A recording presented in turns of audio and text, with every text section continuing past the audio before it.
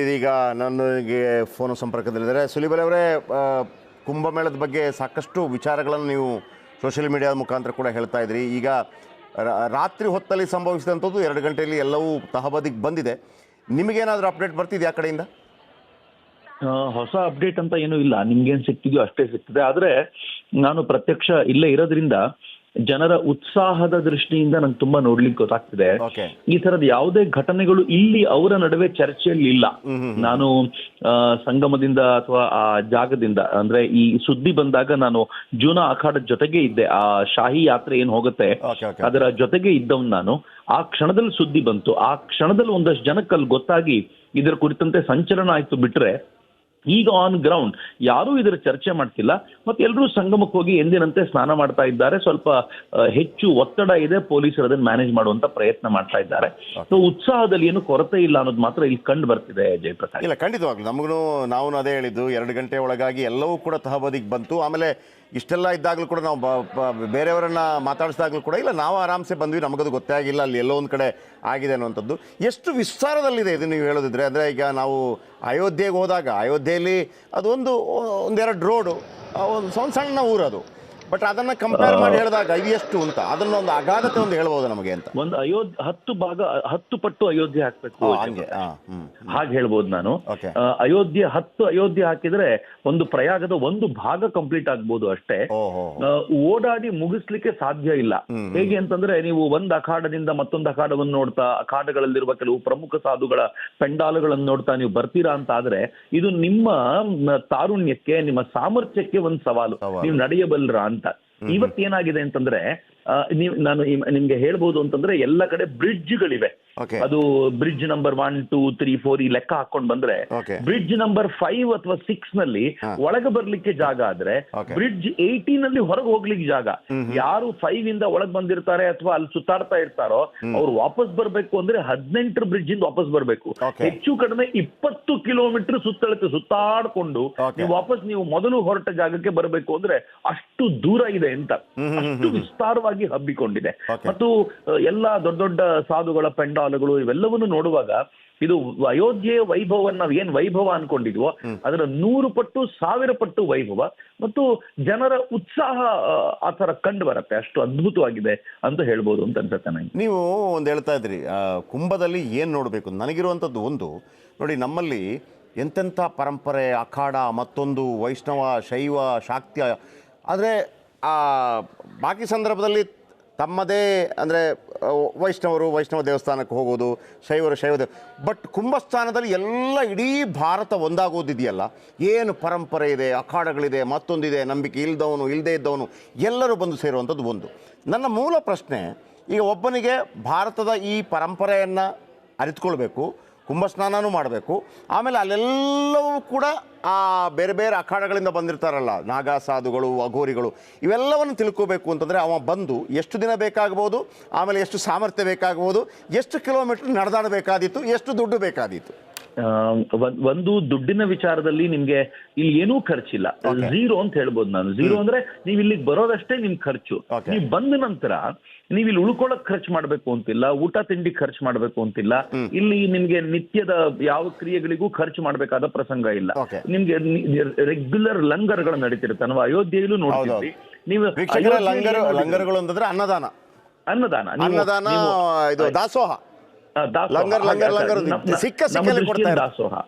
ಆದ್ರೆ ನಾನು ಅಯೋಧ್ಯೆಯಲ್ಲಿ ನೀವೇನ್ ನೋಡಿರಲ್ಲ, ಮತ್ತೆ ಅದನ್ನ ನೀವು 100 ಪಟ್ಟು ಅಂತ ಹೇಳ್ಬೋದು. ಅಷ್ಟು ನೀವು ಯಾವ ಪೆಂಡಾಲಿಗೆ ಹೋದ್ರು ಅಲ್ಲಿ ನಿಮ್ಗೆ ಊಟ ಬಡಿಸ್ಲಿಕ್ಕೋಸ್ಕರ ಕಾಯ್ಕೊಂಡಿರ್ತಾರೆ. ಊಟ ಅಷ್ಟೇ ಅಲ್ಲದೆ ನಿಮ್ಗೆ ಟೀ ಕೊಡ್ಲಿಕ್ಕೆ, ಟೀ ಜೊತೆ ಬಿಸ್ಕೆಟ್ ಕೊಡ್ಲಿಕ್ಕೆ, ಅದು ಕೂಡ ಲಂಗರ್ನ ಒಂದು ಭಾಗ, ದಾಸೋಹದ ಒಂದು ಭಾಗ. ಅಂದ್ರೆ ನಿಮ್ಗೆ ಯಾವುದೇ ಖರ್ಚು ಇಲ್ಲಿಲ್ಲ. ಆದ್ರೆ ನಿಮಗೆ ಈ ತರದನ್ನ ನೋಡ್ಬೇಕು ಎನ್ನುವಂತ ಒಂದು ಏನೋ ಜಿಜ್ಞಾಸು ಭಾವ ಇದ್ರೆ ಮಾತ್ರ ನಿಮ್ಗೆ ಆ ತರದ್ ಸಿಗುತ್ತೆ. ಇಲ್ಲದೆ ಹೋದ್ರೆ ಸಿಗೋದಿಲ್ಲ. ಯೂಶಲಿ ಏನಾಗುತ್ತೆ ಅಂತಂದ್ರೆ ಮೀಡಿಯಾಗಳು ಒಂದಷ್ಟು ಜನರನ್ನ ಪ್ರೊಜೆಕ್ಟ್ ಮಾಡಿರ್ತವೆ. ಒಬ್ರು ಬಾಬಾ ಕೈ ಎತ್ಕೊಂಡು ಕೂತಿರ್ತಾರೆ ಅಂತ ಹೇಳಿರ್ತಾರೆ, ಅದನ್ನ ನೋಡ್ಲಿಕ್ಕೆ ಜನ ಮುಗಿ ಬೀಳ್ತಾರೆ. ಮತ್ತು ನಾಗ ಅಂದ ತಕ್ಷಣ ಮೈ ಮೇಲೆ ಬಟ್ಟೆ ಇರೋದಿಲ್ಲ, ಅದನ್ನ ನೋಡ್ಲಿಕ್ಕೆ ಕ್ಯೂರಿಯಾಸಿಟಿ ಜಾಸ್ತಿ ಇರುತ್ತೆ. ಅವರಿಂದ ಆಶೀರ್ವಾದ ಪಡ್ಕೊಂಡ್ರೆ ಒಳ್ಳೇದಾಗುತ್ತೆ ಅಂತ. ಆದ್ರೆ ಇದರ ನಡುವೆಯೇ ಕೂಡ ಈ ಜೂನಾ ಅಖಾಡ ಒನ್ ಆಫ್ ದ ಬಿಗ್ಗೆಸ್ಟ್ ಅಖಾಡ.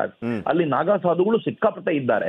ಅವ್ರ ಒಳಗೆ ನೀವು ಹುಡ್ಕೊಂಡು ಹೋದ್ರೆ ಅವರ ಅಪರೂಪದ ಸಾಧನೆಗಳು, ಅವ್ರು ಮಾಡುವ ಪಂಚತಪದ ಸಾಧನೆಗಳಿರ್ಬೋದು, ಅಥವಾ ಅವ್ರ ಈ ಅಖಾಡಕ್ಕೆ ಬರೋಕ್ಕಿಂತ ಮುಂಚೆ ಅಥವಾ ಅವ್ರ ನಾಗ ಆಗೋಗೋದಕ್ಕಿಂತ ಮುಂಚೆ ಆಗುವಂತ ಪ್ರಕ್ರಿಯೆಗಳೇನು, ಇವನ್ನೆಲ್ಲ ತಿಳ್ಕೊಳ್ಳುವಂತ ಅವಕಾಶ ಸಿಗುತ್ತೆ.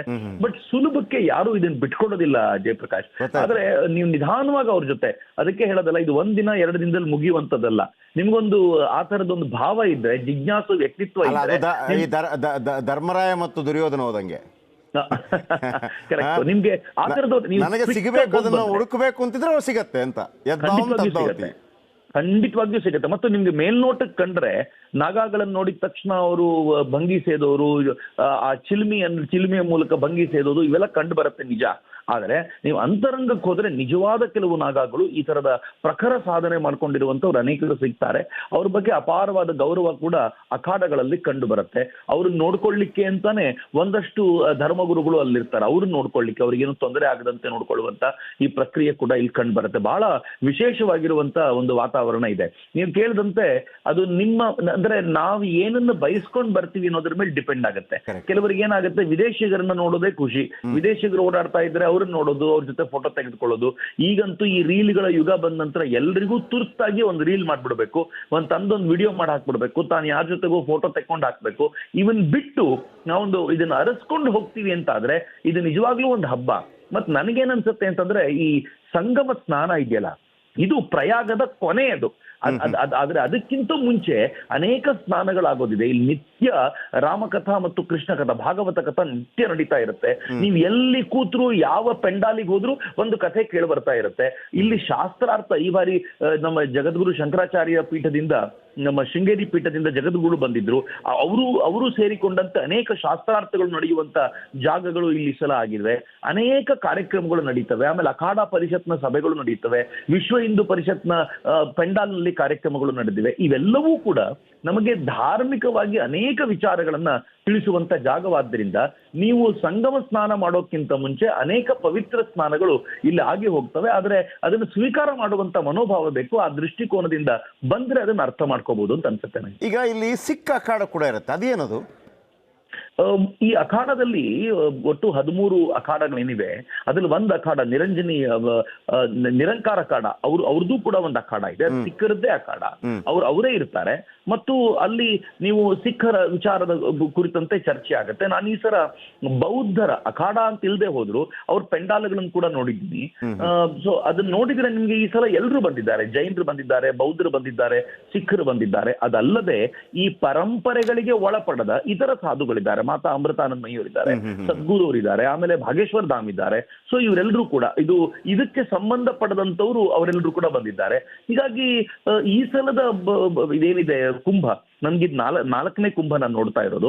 ಈ ಸಲದ ಕುಂಭ ಹಿಂದಿನ ಎಲ್ಲ ಕುಂಭಗಳಿಗಿಂತಲೂ 10 ಪಟ್ಟು ದೊಡ್ಡದ್ದು ಅಂತ. ಪೆಂಡಾಲುಗಳು ಕಳೆದ ಬಾರಿ ಚಿಕ್ಕದೇನಿರ್ತಿತ್ತು, ಅದು ಈ ಸಲ ತುಂಬಾ ವಿಸ್ತಾರವಾಗಿರುವಂತ ಪೆಂಡಾಲುಗಳು. ನಾನು ನಿನ್ನೆ ದೇವಕಿ ನಂದನ್ ಶ್ರೀಗಳ ಕಾರ್ಯಕ್ರಮಕ್ಕೆ ಸುಮ್ಮನೆ ಹೋಗಿ ಕೂತಿದ್ವಿ. ಯು ಕಾಂಟ್ ಬಿಲೀವ್, ಅವರ ಪ್ರವಚನದಲ್ಲಿ ಹೆಚ್ಚು ಕಡಿಮೆ 8,000 ರಿಂದ 10,000 ಜನ ಪೆಂಡಾಲಲ್ಲಿ ಕೂತಿದ್ದಾರೆ. ನೀವು 1 ಕೋಟಿ ಜನ ಇಲ್ಲಿ ಸ್ನಾನಕ್ಕೆ ಅಂತ ಬಂದಿದ್ರೆ ಅವರ ಮಾತು ಕೇಳಲಿಕ್ಕೆ ಒಂದು 8,000 ಜನ ಕೂತಿದ್ದಾರೆ. ನಾವು ಒಂದು ಅರ್ಧ ಗಂಟೆ ಕೂತು ಜನ ಹೇಗೆ ರಿಸೀವ್ ಮಾಡ್ತಾರೆ ಅಂತ. ಈ ಉತ್ತರ ಭಾರತ ಇದೆಯಲ್ಲ, ಒಂಥರ ಭಕ್ತಿ ಪ್ರಧಾನವಾಗಿರುವಂತ ಭೂಭಾಗ. ಎಷ್ಟು ಭಕ್ತಿಗೆ ಅಲ್ಲಿ ಪ್ರಾಧಾನ್ಯತೆ ಇದೆ ಅಂತಂದ್ರೆ, ಜನ ಭಕ್ತಿಯಿಂದ ಕೂತು ಕೈ ಮುಕ್ಕೊಂಡು ಕೇಳೋದು ಬಹಳ ವಿಶಿಷ್ಟವಾಗಿರುವಂತದ್ದು. ಹೀಗಾಗಿ ಕುಂಭ ಅದು ಸಂಗಮ ಸ್ನಾನ ಕೊನೆಯದು, ಅದಕ್ಕಿಂತ ಮುಂಚೆ ಅನೇಕ ಸ್ನಾನ ಅಂತ ನಾನು ಯಾವಾಗ್ಲೂ ಅನ್ಕೊಳ್ತಿರ್ತೀನಿ ಕುಂಭದ ವಿಚಾರ. ನನಗೆ ನಾನು ಮಾತಾಡ್ತಿರ್ಬೇಕಾದ್ರೆ ಒಬ್ರು, ಅಂದ್ರೆ ಈ ಅಘೋರಿಗಳ ಬಗ್ಗೆ, ನಾಗಾ ಸಾಧುಗಳ ಬಗ್ಗೆ ತುಂಬಾ ಗೊತ್ತಿದ್ದವರೊಬ್ರು ಹೇಳಿದ್ರು, ಶೆಟ್ರೆ ನೀವಲ್ಲಿ ಹೋದಾಗ ಈ ಕೆಲವರೆಲ್ಲ ಬಂದಿರ್ತಾರಲ್ಲ, ಅವರೆಲ್ಲ ನಿಜವಾದ ಸಾಧುಗಳು, ಅವರೆಲ್ಲ ಕೆಲವರು ಪ್ರಚಾರಕ್ಕೆ ಬಂದಿರ್ತಾರೆ ಅಷ್ಟೇ. ನೀವು ಇಂಟರ್ನಲ್ ಹೋಗ್ಬೇಕು. ಅಲ್ಲಿ ಹೆಂಗೆ ಅಂತಂದರೆ ಒಂದು ಮಿಲಿಟರಿ ಸಿಸ್ಟಮ್ ಥರನೇ ಇರುತ್ತೆ. ಅವ್ರಿಗೆ ಮಹಾಮಂಡಲೇಶ್ವರ, ಅದಕ್ಕೆ ದೊಡ್ಡ ಏನೆಲ್ಲ ಕಸರತ್ತುಗಳು, ಮತ್ತೊಂದು ಆಮೇಲೆ ಅವ್ರು ಮಾಡಿರುವಂಥ ಸಾಧನೆಗಳು. ನೀವು ಕೇವಲ ಮುಳ್ಳಿನ ಮೇಲೆ ಮಲ್ಕೊಂಡ್ರು ಅದನ್ನೆಲ್ಲ ಒಂದು ನಗಣ್ಯ ಅಂತ ಅಂದ್ಕೊಂಬಿಡಿ. ಅದನ್ನೆಲ್ಲ ದೊಡ್ಡ ಇಶ್ಯೂ ಆಗಿ ತಗೊಳ್ಳೇಬೇಡಿ. ಅದು ಪ್ರಚಾರ ಮಾತ್ರ ಇರುತ್ತೆ. ಅದರಲ್ಲಿ ನೀವು ನಿಜವಾಗಿ ನೋಡಬೇಕು ಅಂತಂದರೆ ನಾಗಾ ಸಾಧುಗಳು ಮಾಡ್ತಾ ಇರುವಂಥ ಸಾಧನೆಗಳು, ಅವರಲ್ಲಿರುವಂಥ ಶಕ್ತಿಗಳು, ಅದು ನೀವು ಹೇಳ್ದಂಗೆ ಅದನ್ನು ಸ್ವಲ್ಪ ವಿಶ್ಲೇಷಣೆ ಮಾಡಿ ಹೇಳ್ಬೋದು. ಯಾಕಂದರೆ ಏನಾಗ್ಬಿಡ್ತದೆ ನಮಗೆ, ಹಿಂಗೆ ಮೈ ಮೇಲೆ ಇದಾಕೊಂಡಿದ್ದವರು ಇವರ ಸಾಧುಗಳು ಅಂತ ಒಂದು ತಪ್ಪು ಕಲ್ಪನೆ ಬರುತ್ತೆ. ಅದನ್ನೊಂದು ಕ್ಲಾರಿಟಿ ಕೊಟ್ಬಿಡಿ. ಜಯಪ್ರಕಾಶ್, ಖಂಡಿತವಾಗಿ ನೀವು ಹೇಳಿದ್ ನಿಜ. ಅದನ್ನೇ ಹೇಳಲಿಕ್ಕೆ ನಿಮ್ಗೆ ಆಗ್ಲೇ ನಾನು ಹೇಳಿದ್ದು, ಕೈ ಮೇಲೆತ್ಕೊಂಡು ಕೂತರೊಬ್ರು, ಇವ್ರು ಹೀಗೆ ಮಾಡಿದ್ದು ಅಂತೆಲ್ಲ ಹೇಳ್ತೀವಲ್ಲ, ನಾನು ಇನ್ಫ್ಯಾಕ್ಟ್ ಈ ತರದ ಡೇರೆಗಳಲ್ಲಿ ತುಂಬಾ ಸಮಯ ಕಳೆದಿದ್ದೀನಿ ಹಿಂದೆ ಎಲ್ಲ. ನಿನ್ನೆ ಕೂಡ ರಾತ್ರಿ ತುಂಬಾ ಹೊತ್ತು ಕೂತಿದ್ದೀನಿ, ಬಿಕಾಸ್ ಬೆಳಿಗ್ಗೆ ಅವ್ರದ್ದು ಜೂನ ಅಖಾಡ ಹೊರಡೋದು ಹೆಚ್ಚು ಕಡಿಮೆ 5 ಗಂಟೆಗೆ ಅಂತಿದ್ದರಿಂದ ನಿನ್ನೆ ರಾತ್ರಿ ಇಡೀ ಮಲಗಲಿಲ್ಲ ನಾವು. ಈ ತರದ ಅಖಾಡಗಳಲ್ಲೇ ತುಂಬಾ ಹೊತ್ತು ಕೂತಿದ್ದ ಎಕ್ಸ್ಪೀರಿಯನ್ಸ್ ಆಧಾರದ ಮೇಲೆ ಹೇಳ್ತೀನಿ. ನಾವು ಯಾವ ಅಖಾಡಗಳ ಕಣ್ಮುಂದೆ ಕಾಣ್ತವಲ್ಲ ಅದರಲ್ಲಿ ಕಾಣುವಂತ ಸಾಧುಗಳು ನಿಜವಾಗಿಯೂ ಅವರು ಅಘೋರಿಗಳು ಅಥವಾ ನಾಗಬಾಬಾಗಳಲ್ವೇ ಅಲ್ಲ. ಆದ್ರೆ ನಿಜವಾದ ನಾಗಬಾಬುಗಳು ಇವರು ನಮ್ಮ ಕೈಗೆ ಸಿಗದೇ ಇರುವಂತ ಜಾಗದಲ್ಲಿ ಇರ್ತಾರೆ. ನಿಮ್ಗೆ ಹೆಂಗ್ ಗೊತ್ತಾಗುತ್ತೆ ಅಂತಂದ್ರೆ, ನಿಮ್ ಕಣ್ಣೆದುರಿಗೆ ಕಾಣುವಂತ ಈ ನಾಗಾ ಸಾಧುಗಳು ಹೆಚ್ಚಂದ್ರೆ ನೀವಿಡೀ ಈ ಪೆಂಡಾಲಗಳನ್ನೆಲ್ಲ ಹುಡುಕಿದ್ರೆ 1,000 ನಾಗಾ ಸಾಧುಗಳು ಕಾಣಬಹುದು. ನಿಮ್ಗೆ 1,000-1,500 ನಾಗಾ ಸಾಧುಗಳು ಕಂಡು ಬರಬಹುದು. ಆದರೆ ಈ ಶಾಹಿ ಸ್ನಾನದ ದಿವಸ ಹೆಚ್ಚು ಕಡಿಮೆ ಒಂದೊಂದು ಅಖಾಡಗಳಿಗೂ 2-3 ಸಾವಿರ ಜನ, ಕೆಲವೊಂದ್ಸಲ 1,000ದಿಂದ ಮಿನಿಮಮ್ 1,000ದಿಂದ 2-3 ಸಾವಿರದವರೆಗೂ ನಾಗಾ ಸಾಧುಗಳು ಬರ್ತಾರೆ. ಎಲ್ಲಿರ್ತಾರೆ ಅವ್ರು ಎಲ್ಲಿ ಕೂತ್ಕೊಂಡಿರ್ತಾರೆ ಅಂತ ಯಾರಿಗೂ ಗೊತ್ತಿರೋದಿಲ್ಲ. ಏಕಾಏಕಿ ಅವ್ರು ಬರ್ತಾರೆ, ಅವರು ಅಲ್ಲಿ ಧಾವಿಸಿ ಬಂದು ತಮ್ಮ ಸ್ನಾನ ಮುಗಿಸಿ ಅವ್ರು ತಂಪಾಡಿಗೆ ತಾವು ಕಾಣೆ ಆಗ್ಬಿಡ್ತಾರೆ. ಮತ್ತೆ ಇನ್ನೊಂದು ಶಾಹಿ ಸ್ನಾನಕ್ಕೆ ರೆಡಿಯಾಗಿ ಬಂದ್ಬಿಟ್ಟಿರ್ತಾರೆ. ಇವ್ರು ಇರ್ತಾರಲ್ಲ, ಈ ತರ ನಮ್ಮ ಕಣ್ಣಿಗೆ ಕಾಣದಂತೆ ತಮ್ಮ ಸಾಧನೆಯನ್ನ ಮಾಡ್ತಾ ಇರೋರು, ಅವರು ತುಂಬಾ ವಿಶಿಷ್ಟ ಅಂತ. ನನಗೆ ಪ್ರಯಾಗದಲ್ಲಿ ಯಾವತ್ತೂ ಅಂತ ನೋಡ್ಲಿಕ್ಕೆ ಸಿಗಲ್ಲ, ಆದ್ರೆ ಹರಿದ್ವಾರದಲ್ಲಿ ಆದಾಗ, ಕುಂಭ ಆದಾಗ ಅವ್ರ ಸಾಧನೆಗಳನ್ನು ಕೂಡ ನೋಡ್ಲಿಕ್ಕೆ ಸಿಗತ್ತೆ. ಅದು ನನಗೆ ಬಹಳ ವಿಶೇಷ ಅನ್ಸಿದ್ದು. ಹರಿದ್ವಾರದಲ್ಲಿ ಅನೇಕ ಈ ತರದ ನಾಗಾ ಸಾಧುಗಳನ್ನ ಭೇಟಿ ಮಾಡ್ಲಿಕ್ಕೆ ಅಲ್ಲಿ ಸಿಕ್ಕಿತ್ತು. ಥ್ಯಾಂಕ್ ಯು ಚಕ್ರವರ್ತಿ ಅವರೇ, ನಮ್ಮ ಜೊತೆ ವಿಸ್ತೃತವಾಗಿ ಹಲವಾರು